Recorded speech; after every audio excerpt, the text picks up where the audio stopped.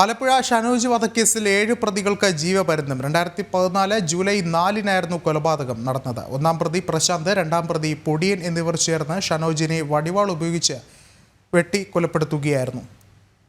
ഒന്നാം പ്രതിയും രണ്ടാം പ്രതിയും ഷനോജിന്റെ അയൽവാസികളാണ്. മുൻ വൈരാഗ്യത്തെ തുടർന്നായിരുന്നു കൊലപാതകം. കൊട്ടേഷൻ സംഘത്തെ ഒപ്പം കൂട്ടി കൊലപാതകം നടത്തുകയായിരുന്നു.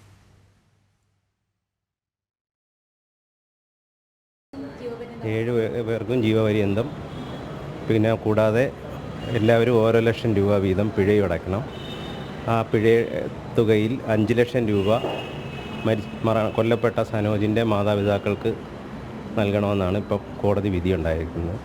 ഇത് 2014 ജൂലൈ മാസം 7-ാം തീയതി ആര്യാട് റൂറൽ ആശുപത്രിയുടെ മുൻവശം വെച്ചാണ് ഈ സനോജ് എന്ന് പറയുന്ന 28 വയസ്സുള്ള ചെറുപ്പക്കാരനെ ഈ പ്രതികൾ സംഘം ചേർന്ന് ഇരുമ്പ് കൂടം, വലിയ കൂടവും ഇരുമ്പ് കൂടവും അതുപോലെ തന്നെ വടിവാളുകൾ, ഇരുമ്പ് പൈപ്പ് തുടങ്ങിയവ ഉപയോഗിച്ചാണ് മാരകമായി കൊലപ്പെടുത്തിയത്.